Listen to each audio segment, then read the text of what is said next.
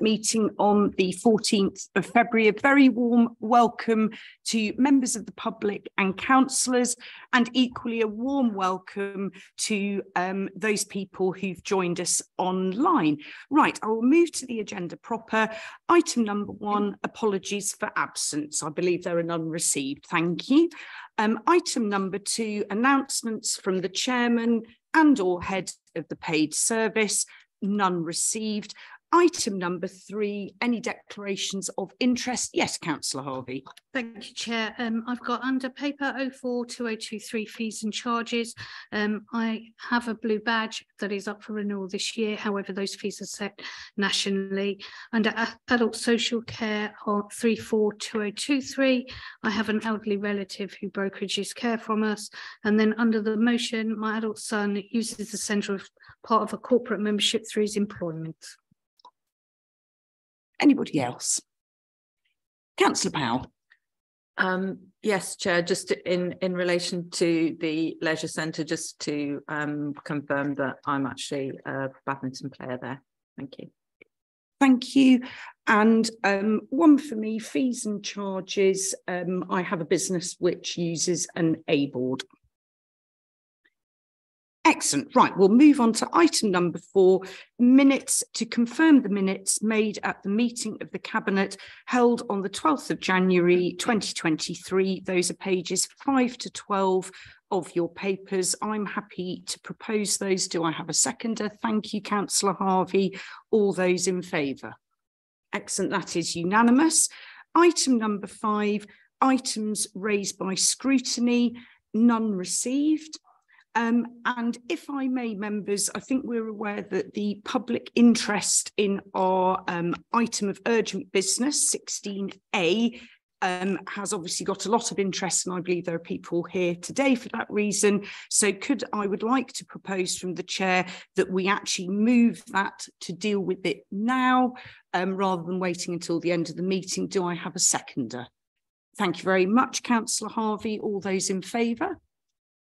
Thank you. So in which case we will move to item 16A, and I will read out what that supplementary says, because that is explanation for bringing this motion.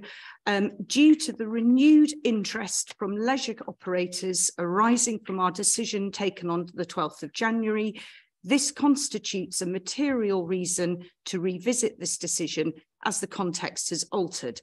We therefore wish to give notice of motion as per procedural rule 131 to revisit Cabinet's decision of the 12th of January in order to reconsider the alternative decision recommendation option presented by officers.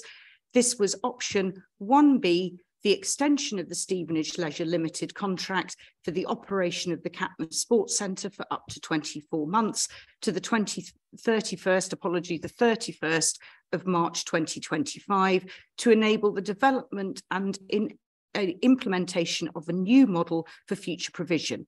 In particular, Cabinet wished to consider conducting a new tender exercise under the same conditions of nil cost to the council. That was moved by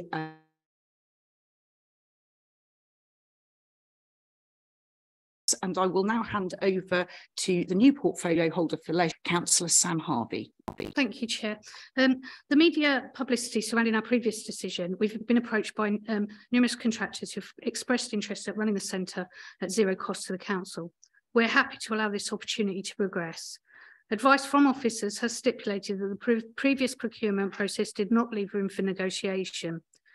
It is important that new market conditions are taken into account, and whilst nil cost is imperative to this Cabinet, we recognise this may change. Therefore, we move the following amendment. Number 1, move an amendment that enables the procurement process to invite, not discount, alternative bids that may come with some financial risk contribution, so at least they can be evaluated. Number 2, move amendment to delegate authority to the Strategic Director of Places in consultation with the portfolio holder to agree terms for extension based on an open book approach and underwriting financial risk, and to agree a position on dilapidations. 3, move amendment to delegate authority to the Strategic Director of Places in conjunction with the portfolio holder to explore business continuity arrangements for the duration of the contract extension. And 4, move amendment that enables the existing £300,000 provision in the budget to be set aside that's currently set aside to exit the facility or fund extension to also cover any associated costs with procurement and negotiations. Thank you very much. And I take it that you are proposing that? I am indeed, Chair. Thank you. I'm very happy to second that. Are there any questions or comments that any of Cabinet wish to make? Chair, are you going to vote? Oh, yes. Are we proposing the amendments? We are indeed, Chair. And I am seconding the amendments. Are there any questions or comments from Cabinet? On the amendments. On the amendments? No. Yeah, so in which case I'm happy to take us to the vote. Those in favour of the amendments, those in favour of the amendments? That's 3 of us. And those against? 2 against, Chair. It's carried. That becomes the substantive motion. Substantive motion.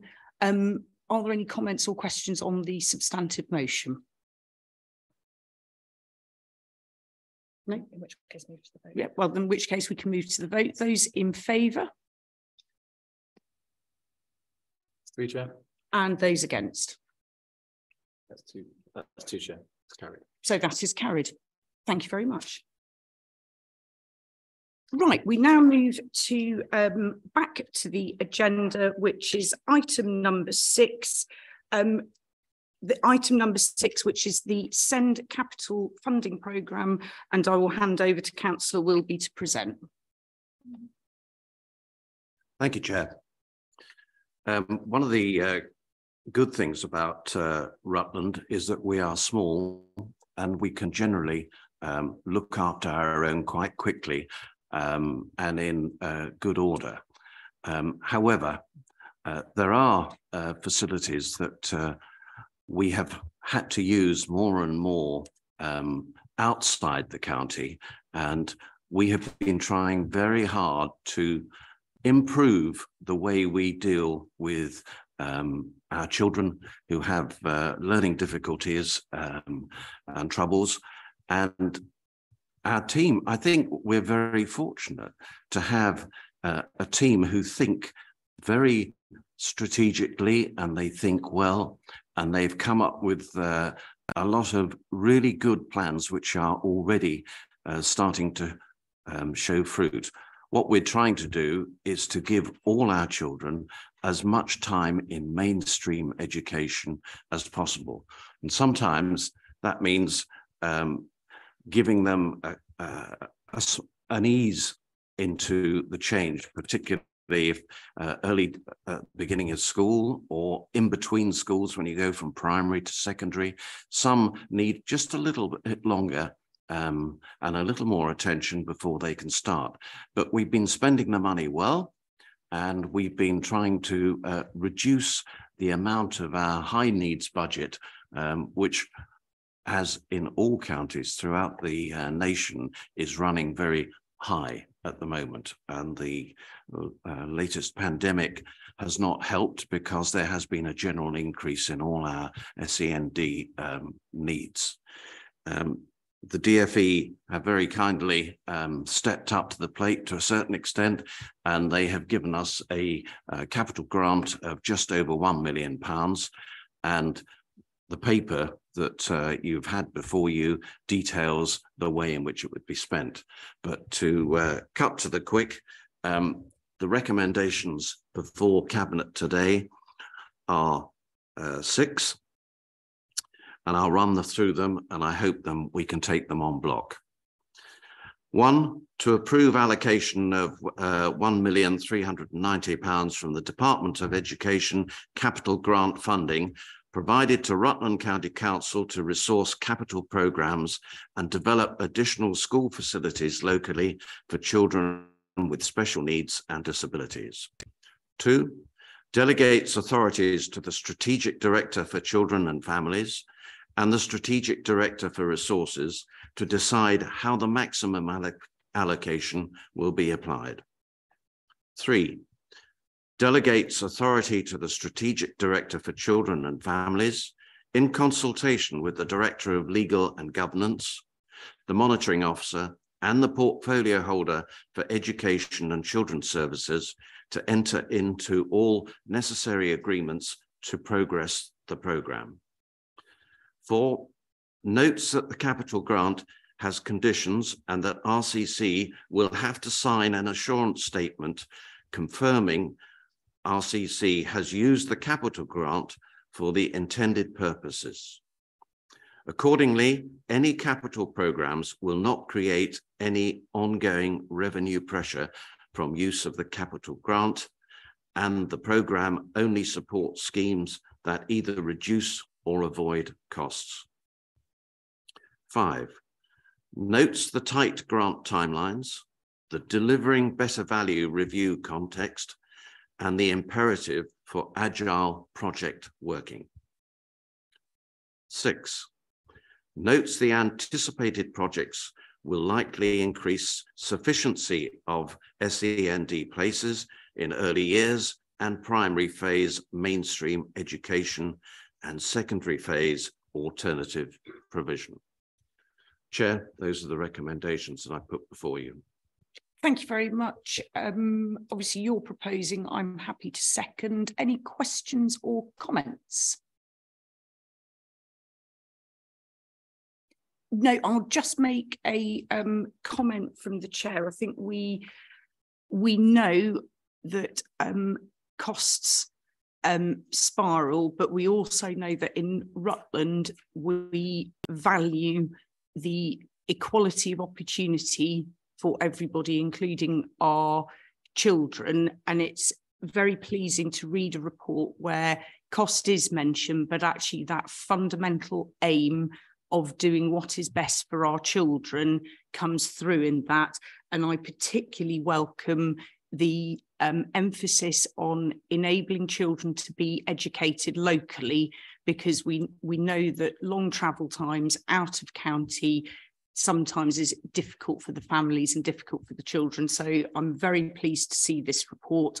I'm very confident in our team to really deliver on those recommendations. So thank you very much, Councillor Wilby. That has been proposed and seconded. Could I have all those in favour? That is unanimous, thank you. Members of the public, I'm mindful that some of you were here for the leisure. If you would like to leave the meeting now, do feel free. No, that's right, I'm sorry, I should have said that before that item, but thank you very much for coming. I'll just pause for a couple of seconds while people leave.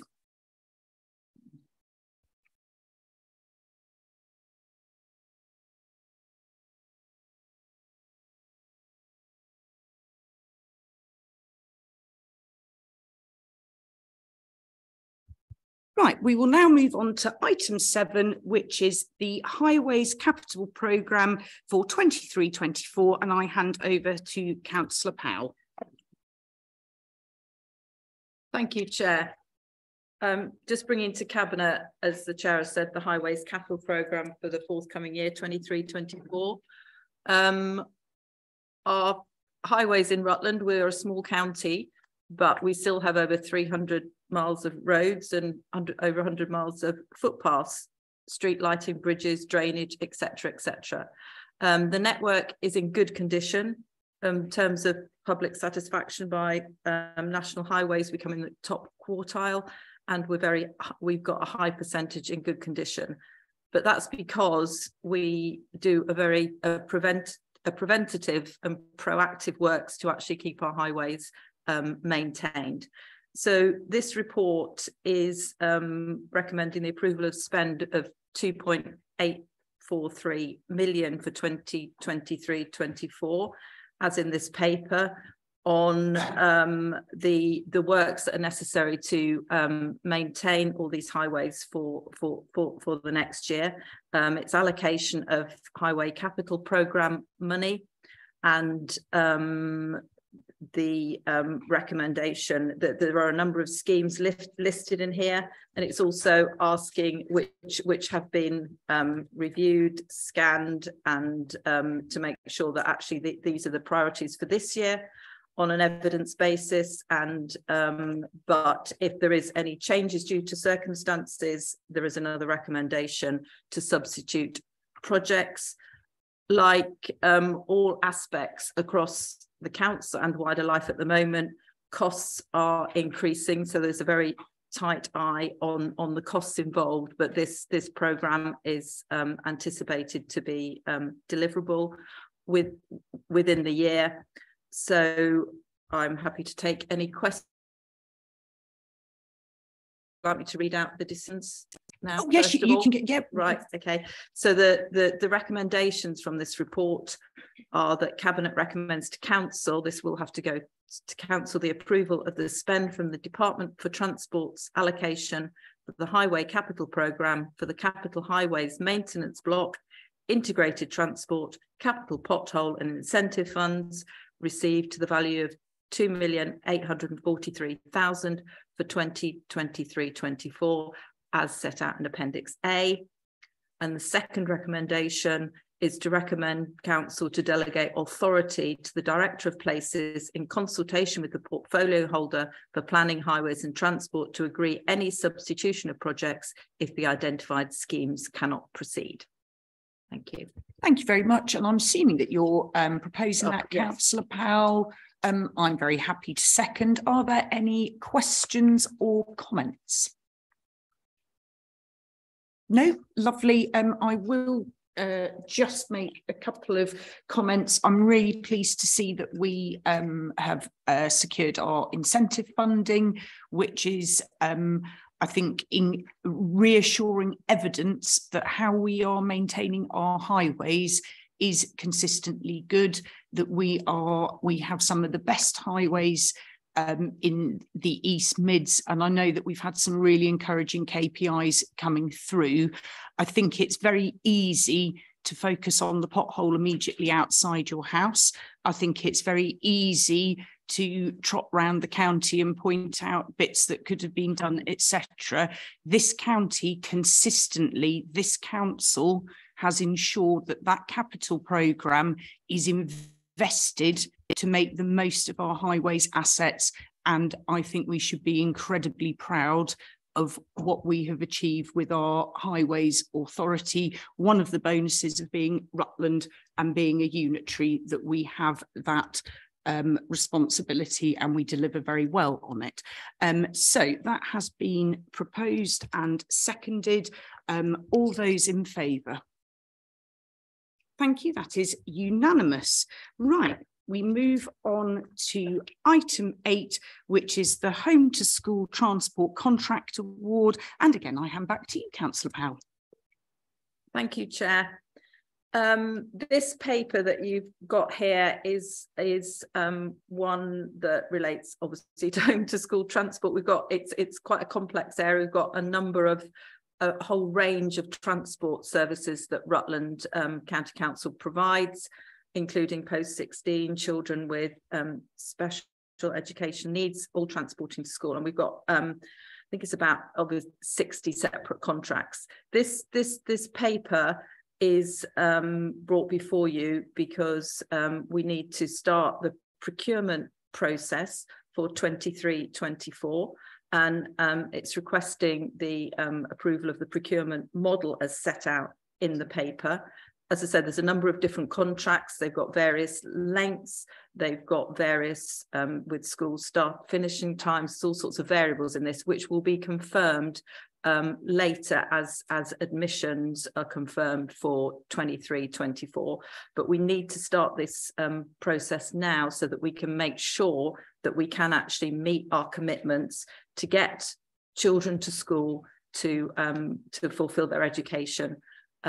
So the recommendations are that we approve the procurement model, which is set out in section 4, and the criteria for the award of home to school transport in Appendix B, contracts for academic year 23-24. And secondly, to delegate authority to the Strategic Director for Places in consultation with the portfolio holder for planning, highways and transport to award the contracts resulting from this procurement. Thank you. Lovely. Just because I keep seconding everything, is there somebody who's happy to second, just for a change? Thank you, Councillor Harvey. Are there any questions or comments? Yes, Councillor Payne. Yeah, just to say that I know focus will be given to bringing this in under budget, but given the state of the financial deficit the council will be running this year, could we absolutely focus on bringing this in under budget? The answer is yes to that. It's a key element in procuring these contracts. Councillor Wilby. Thank you, Chair. I know this is a very complex, but it's an essential operation to keep all our children getting on their way to school. And I would just like to pass my congratulations through to Emma Odebas and her team for the tremendous amount of enthusiasm and knowledge and work that they put into it. So, Penny, I'd be grateful if you pass that on. Thank you. Oh, Councillor Harvey. Just one little comment, because everyone knows it's my little thing. Just mindful that within the, or just to clarify, that within the transport, the school transport, it does include any children who are housed out of county with under our homelessness for transport to and from their designated school. Is that included in this and would be as separate? So it's just to highlight that to some people who aren't aware that we have that duty, and it's a hidden extra cost to homelessness to the authority. Thank you, Chair. Yeah, just to answer that, that does include that. That is very, very important in terms of our responsibilities to children who are educated in Rutland and for whom we're responsible. Thank you. Thank you. I don't think there are any other further comments or questions. So that has been proposed and seconded. All those in favour, please. That is unanimous. Thank you very much. Moving on to item number 9, which is fees and charges for 23-24, and I hand over to Councillor Payne. Thank you, Chair. The council seeks to recover costs amounting to 4.2 million from its fees and charges. The fees and charges in your document will be effective from the 1st of April 2023. Some of these are set nationally. We have no influence over these. Others are set locally. You will see recommendations to introduce some new fees for highways, waste and recycling, and a monitoring and management fee for the First Home Scheme. Some fees are set outside of this process by way of example, SIL or property rent. An inflation rate of 10% has been applied across all fees unless there is a business justification to do something different. There are a small number of fees where no increase is proposed.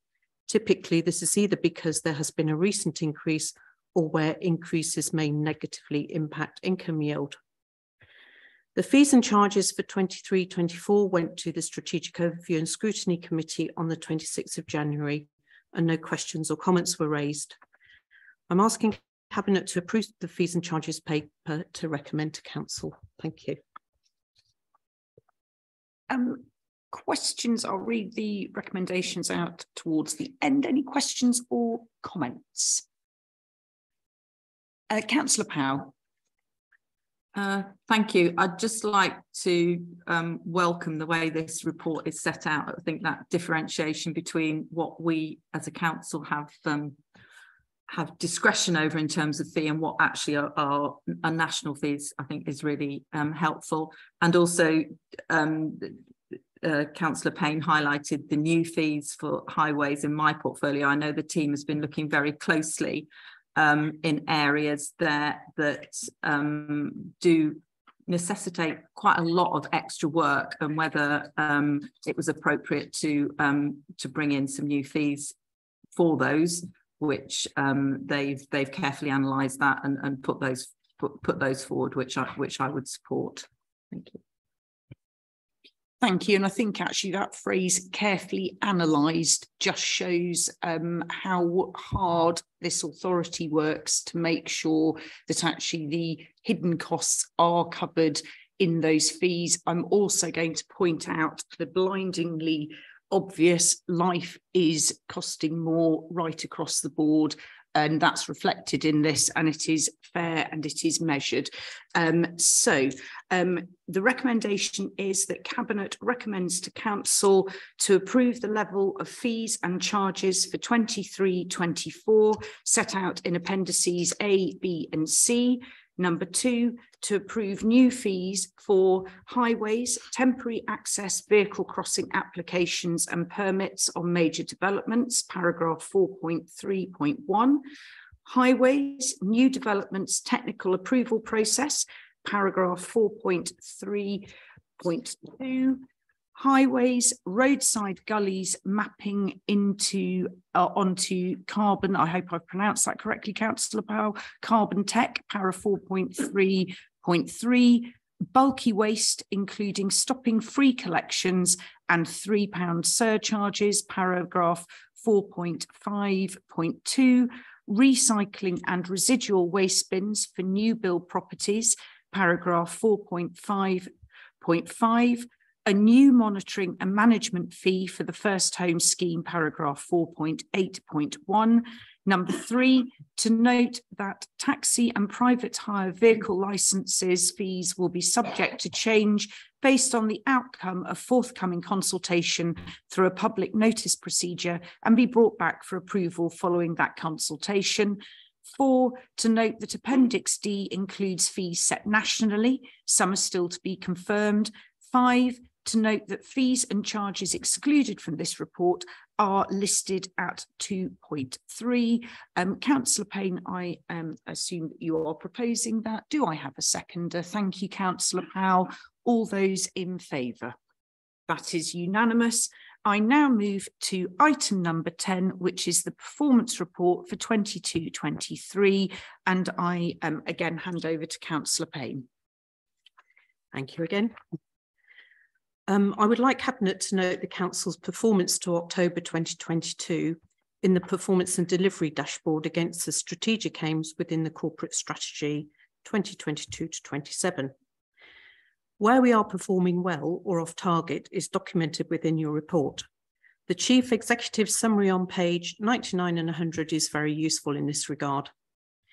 We continue to experience and manage various organisational challenges, new duties, increase in demand for services, staff vacancies, and the increases in cost to deliver services. However, there are some positive signs in some areas, with a reduction in the level of staff vacancies as the employment market picks up, and further time provided to implement the large-scale adult social care reforms works in our favour. In addition, another positive is the fact the 5-year housing supply increased to 4.6 years at the end of October. We did an additional calculation of Rutland's 5-year housing supply in December 2022, which showed this has increased to a 6-year housing supply, which will be reflected in future performance reports. This is extremely good news for Rutland. An audit of the performance management framework was undertaken, which had a few minor comments, which is good considering the manual nature of the data gathering. I'm pleased to report that a pilot of automation of this process is progressing well, considering the feasibility of extending this rollout.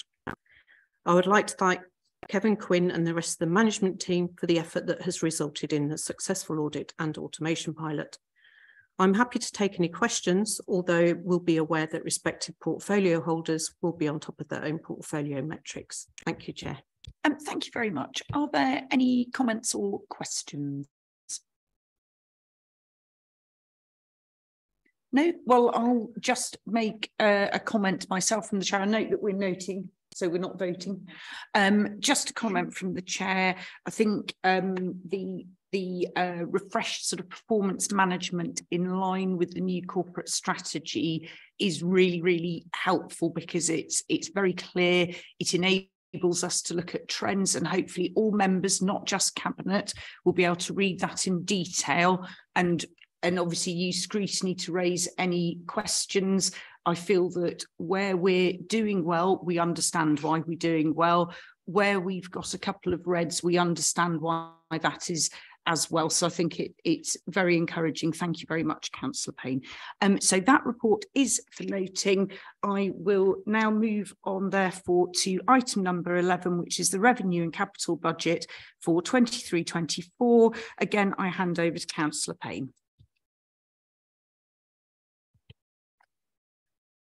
Thank you, Chair. I'm presenting to Cabinet the annual budget for 23-24. The final settlement was confirmed as originally proposed in the draft budget. Therefore, there are no changes to the final budget of 46.549 million. You'll be pleased to hear that I won't be repeating the long speech I made last month in presenting the draft budget. Additional points to note since January are: the Council have commenced negotiations starting social care rates. There is a paper in this pack which Councillor Harvey will present this morning. We will obviously seek to negotiate within our budget, but I need to highlight there may be a risk that will present us with a potential budget challenge. We're still in negotiations. Consultations were held at several locations in the county and online. There were many comments questioning the viability of the council. Some suggested we'd be better off in Leicestershire, but Leicestershire has its own financial challenges, and I warn a large deficit, as do many other councils at present. We absolutely believe this council is viable, but we need to become a different council, which is what the transformation programme is all about. The budget went to scrutiny committee in January. The committee raised the issue of those who may need help during the cost of living crisis. My thanks to the committee for raising this. This year, we have set aside extra money to cover this support. The Director for Resources will monitor the fund, and if we need more money towards this, I absolutely support the drawing down of this provision. I've been asked to be kept informed fully in this regard.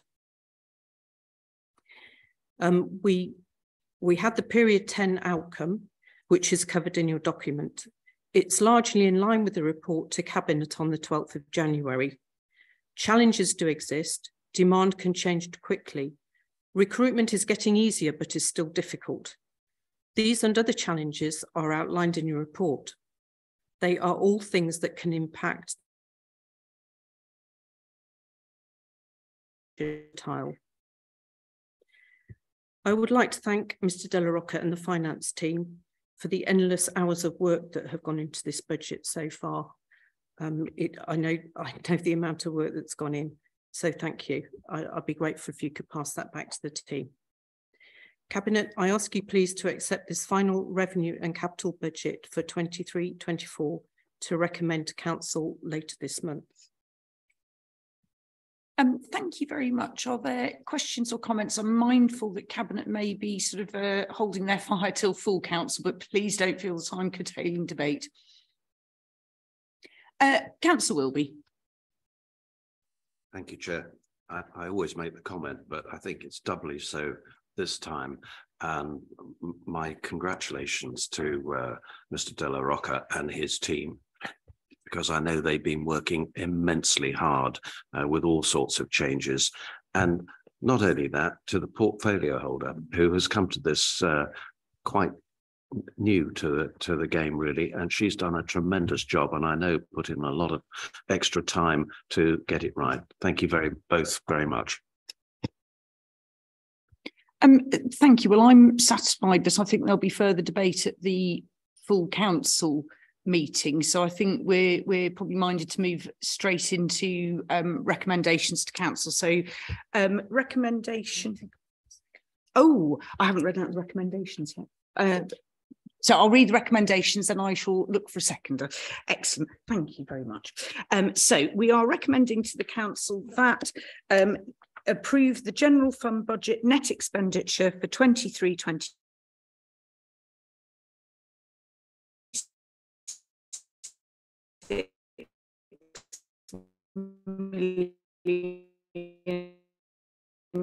$500 and use of earmarked reserves of 1.735 million, section 9. Section 9.3 approves budget increases to meet service pressures of 5.401 million arising. Approves the use of £589,000 of reserves to subsidise the main budget, section 9, plus 900,000 set aside from general reserves to fund the local plan, leisure and high needs deficit, section 7.1.4. Approves the council tax resolution in Appendix 9, including an increase in council tax for Rutland County Council of 4.99%, 2% for the adult social care precept and 2.99% for main council tax, resulting in a Band D charge of £2,013.04, section 8. Approves the award of up to an additional £25 discount on council tax bills for those individuals receiving local tax support with an outstanding council tax liability to be funded from a government grant, section 8.2.13, notes the outcome of consultation, section 13, approves changes to earmarked reserves as per section 7.1.4, approves additions and deletions to the capital programme as per section 10, notes the position on the dedicated schools grant budget, section 12, notes that additional revenue or capital expenditure may be incurred in 23-24, funded through 22-23 budget underspends to be carried forward via earmarked reserves. The use of reserves for budget carry forwards is not currently shown in the budget, but will have no impact on the general fund. Approves the estimated surplus of 38k on the collection fund as at the 31st of March 2023, section 8.3, of which 33k is, 33,000 is the Rutland share. Notes that the Director for Resources may ask for additional funds to support those in hardship as requested by Cabinet if required. Councillor Payne, you have proposed that. Do I have a seconder? Thank you very much, Councillor Powell. All those in favour? Oh, yes. Oh, I'm just checking with you, Councillor Harvey. Yes, that is carried. Now, item 12, we've got exclusion of the press and public. However, I have been talking with Cabinet. We believe, and I will be keeping a close eye on advice from the monitoring officer, we believe that both items 13 and 14 we can deal with in public session as per the public report. Cabinet, if we think we're about to veer off into exempt, I will obviously immediately stop us and get us back on track. So I'll come back to 12 for the bus item, but in the meantime, we'll move to item 13, which is the write-off of irrecoverable debts. And it's back over to you, Councillor Payne. Thank you. Thank you very much. Being careful not to give any exempt information away. This is an annual paper produced for Cabinet to note the action that has been taken to recover irrecoverable debt, which is itemised in the exempt paper. The Council has a good track record of collecting debt, and in the context of collection rates, the level of proposed write-off is relatively low. A bad debt provision is made for loss of collection for all debts, and the provision is sufficient to cover these write-offs. Items are not written off until all methods of recovery have been undertaken or it is no longer cost effective to recover the debt. The type of debt and the amount being written off against it is included in the exempt paper. Cabinet, I'd be grateful if you could please approve the write-off of debt as shown in your exempt Appendix A paper. Thank you, and I'm assuming that's proposed by Councillor Payne. Are there any questions or comments? Councillor Powell. Just to comment that I know that the performance of this council and actually the collection is really good, and so to applaud those processes. And but you come to a point where actually the debts need to be written off because it's not. They've gone to the end of the road, and I know the team has really gone to the end of the road with these, so I would be fully supportive of those write-offs. Thank you. Any further comments or questions? No, in which case Cabinet is asked to note the action taken to recover outstanding debts and approves the write-off of the debts shown in exempt Appendix A. We have a proposer, Councillor Payne. Do I have a seconder? Thank you, Councillor Harvey. All those in favour? And that is unanimous. I move to item 14, noting there is an exempt paper, but I won't repeat my previous comments. So that is item 14, DHSC, fair cost of care and adult social care fee setting for care homes and home care. And I will hand over to you, Councillor Harvey. Oh, hello, welcome. Thank you. And we'll just welcome Mrs. Kibble-White into the meeting, who is the officer who has helped write this paper. Again, being sensible with regard to the exempt appendix, we're being asked to consider the outcomes of the fairer cost of care exercise and approve negotiation of fees for both home and residential care. The fairer cost of care stems from the government's planned reforms of the adult social care market. As part of this, the Market Sustainability and Fair Cost of Care Fund was announced, providing local authorities with funding to prepare the markets for the reforms to charging and commissioning. The charging elements of the reforms have since been postponed, but the requirement on councils to undertake the cost of care for older people's care homes and adult home care has remained. It's worth remembering that the outcomes of the fairer cost exercise are not designed as the sole determinant of fees paid.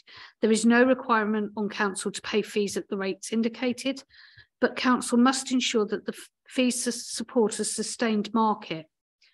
The fees paid need to reflect the cost of delivering care, and we're also required to prepare a market sustainability plan using the cost of care exercise with a deadline of the 27th of March 23 for submission and publication. All relevant Rutland providers of home care and residential and nursing homes were invited to participate, but not all did. 6 of the care home providers and 8 of the 12 home care providers engaged with the process. The exercise does not consider the quality of care delivered in the extent to which or not this is impacted by fee rates. And the data gathered from providers has enabled a greater understanding of the local market, including the differences in business models. There were 10 care homes for older people within Rutland with 440 beds. As of January, occupancy within the market was 66%. Rutland has an average 108 placements within local care homes distributed across a much smaller share of the overall market. But to confirm, that's Rutland County Council. It's worth noting that self-funders make up on average 63% of care home residents, and this is considerably higher than the regional average of 35.6% or the English average of 34.9%. One of the issues is that there is an oversupply of beds locally. In reality, we have a two-tier market. The self-funded market offers a vastly different service. However, this presents several challenges in relation to the ability to purchase beds at the local authority's specified spec and rate. The higher proportion of self-funders locally mean that providers do not rely on the council for business. This is different to most care home markets, where business models are predicted on a mix of self-funders and council-funded self-service users. Additionally, workforce recruitment and retention remains a significant concern locally. An increasing number of people in Rutland wish to remain in their own homes for longer, and this is reflected in the trend over the past few years of reduction in the length of care home stay as an increase in domiciliary care. The council actively supports people to remain at home where individual needs allow, and we expect this trend to continue. The market is made up of a smaller number of providers registered locally, which is supplemented by providers from neighbouring local authorities who have established operations within the local area. Currently, we commission care from 7 contracted framework providers, which with an additional 3 support providers, there is an in-house, sorry, that does not make sense, which with an additional 3 support providers, there is an in-house domiciliary care service and My Care service. And from the 1st of April, as previously agreed by Cabinet, the council is moving to a dynamic purchasing system, which will allow for greater flexibility. In the year 22-23, a total of 65,800 hours of care has been commissioned. This is an increase from the year before.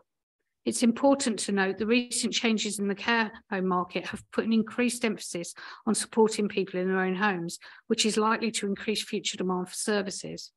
The council share of the market is estimated to be around 32%. This is again different to typical home care markets in which councils are the majority purchaser, and currently self-funders comprise 2/3 of Rutland's home care market, and half of these providers based in or delivering care in Rutland have over 50% self-funders. An initial draft of the market sustainability plan was submitted in October. We haven't had any feedback on it, but the final version is due at the end of March. This plan sets out how the council intends to work with the local care market to support it and maintain stability within. We're proposing to focus on two areas: workforce training and care technology. The exempt appendix gives finer detail on the proposed fee rates, and we are asking for approval to negotiate with providers to agree fees which enable financial stability for the budgets on both sides. Are there any questions? Thank you very much, Councillor Harvey. Are there any questions? Councillor Payne. Yes, it's just to say, is there any scope? We've got a best case, a middle and a worst case. Is there any scope to reduce that through block booking?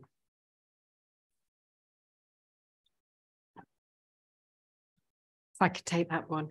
So we already block contract with one of our providers, and we do that on the county council rates as they are. Providers aren't willing. We've been out to the market previously to ask about block booking, block contracting beds. We don't have any other providers who are willing to do that, largely because there are so many self-funders in Rutland that actually the reality is they don't need our business. So we're at the mercy of the market. Yes, obviously we're negotiating quite hard with them, but in many ways, yes, we are, unfortunately. It's sorry, I'll just add, it's one of the imperative reasons why the 2% precept is so important to the council's budget. Brilliant. Are there any other comments and questions? No. What I will though is say well done to the portfolio holder and team, because again, rather, as I've said with when we had our send paper, the care of people in Rutland always comes first. We know that with sort of exemplary work with RISE, etc. And this is perhaps the less savoury side of it, where you're negotiating costs, etc. But I think the team work incredibly hard to get the best for Rutlanders. So thank you very much. And thank you, Councillor Harvey. Right, in which case the recommendation is that we note the outcome of the fair cost of care exercise. Number 2, approves the negotiation of fees with providers as set out in exempt appendix A. 3, delegates final approval of the fee rates to the Strategic Director for Adult Services and Health in consultation with the portfolio holder for health, wellbeing, adult care and leisure. I'm assuming you are proposing? Yes, please, Chair. I'm very happy to second. All those in favour? Thank you very much. That is unanimous. Now, item 15 is the public bus network review. There is a public facing paper and then there is an exempt paper. Councillor Powell, are you happy to do the public paper? And then I believe we will need to move into exempt, which I will take the appropriate vote on. Yes, certainly, Chair. I'll cover the public paper, and please do pull me back on track if we need to go into exempt at any time. The public paper is quite short but summarises the position, and as with a lot of items already on this agenda, actually the underlying work that's gone into it is huge, and it's been very thoroughly gone through by Emma and the team. I think public transport, certainly in the Rutland vision, is the commitment to connecting communities, to increase social mobility so people can access places, and certainly the commitment to an integrated transport system. You might have noticed in the corporate performance report earlier in the agenda that actually passenger numbers are well down from pre-pandemic levels. So there has been a big reduction in passenger numbers, but we are committed to support a public bus network. We're in the context, and this paper's asking to go forward with the next step of actually looking at how a public bus network might be delivered. We're working in the context of budget savings, as has already been stated, and increased costs and lots of challenges in this area. But on the plus side, we have had the news about the Levelling Up Fund bid, where transport was a key element.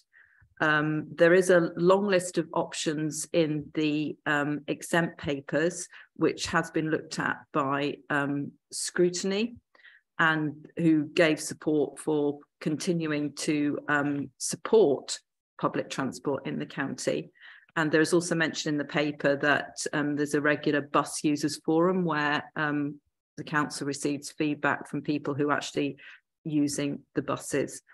So this paper is requesting the noting of the long list of options in the exempt papers, and approving the first step to develop a business case to look at those various models of delivery. Cost is a key element of in this, but also we're looking at scalability of different delivery models, and what a future model for our bus transport system will look like. And it will also, coming back to Cabinet in the autumn, is a review of the post-16 transport, which will form part of this review. Would you like me to read out the recommendations? Yeah, if you want to read out the recommendations, and then I think that it is worthy of public debate, and then we can reflect on whether we need to move into exempt. Okay. So the recommendations are that Cabinet notes the long list of options available for consideration for future public bus network redesign as set out in exempt Appendix 1, the objectives of the review and the evaluation criteria against which any future option on the network redesign will be assessed. And secondly, approves the development of a business case to consider the preferred delivery models as set out in section 4 and paragraph 5.14 of exempt Appendix 1 to identify the best option to deliver our public bus network for further consideration by Cabinet in autumn 2023. Thank you. Are there comments or questions? And obviously I should be keeping my ears out for anything that wafts into exempt. Councillor Harvey. Thank you. I've been very good with my comment, I think.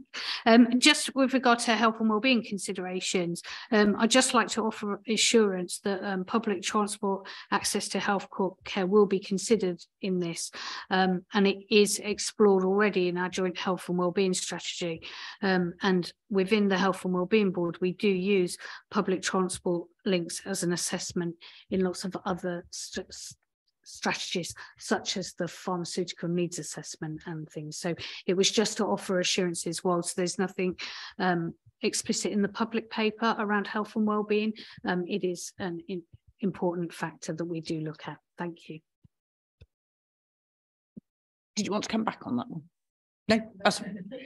Yeah. Any other further comments or questions?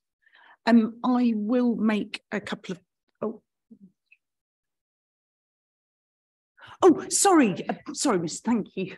So if I may just, I believe set out in section 3 of the objectives, 3.1.3 is explicitly about improving connectivity and considering destinations for health and social care.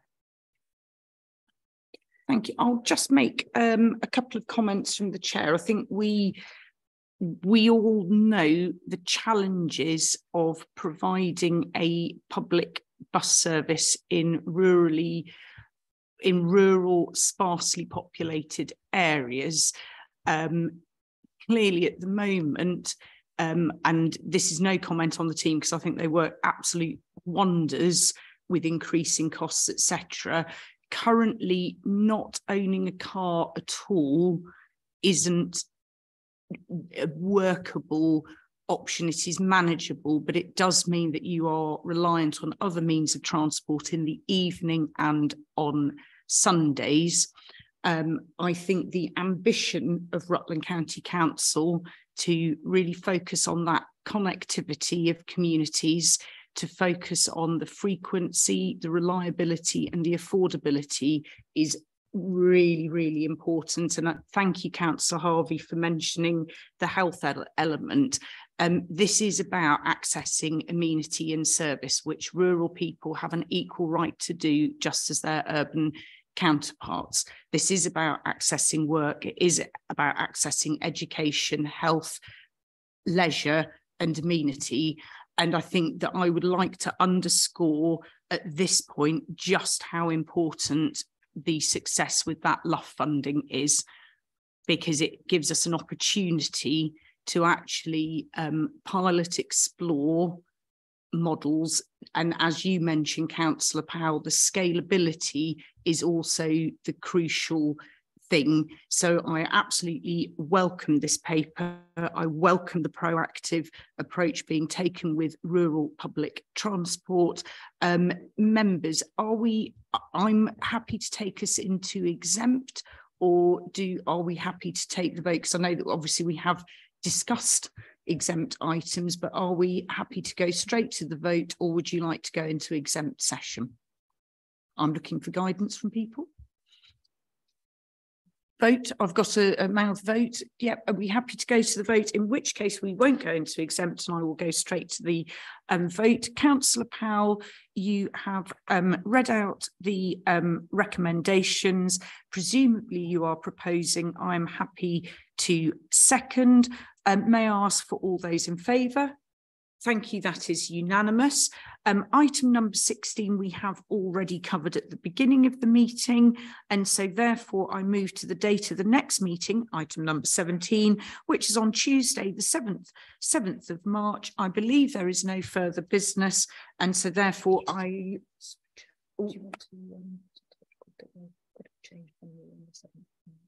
Oh, we have a change venue on the 7th of March.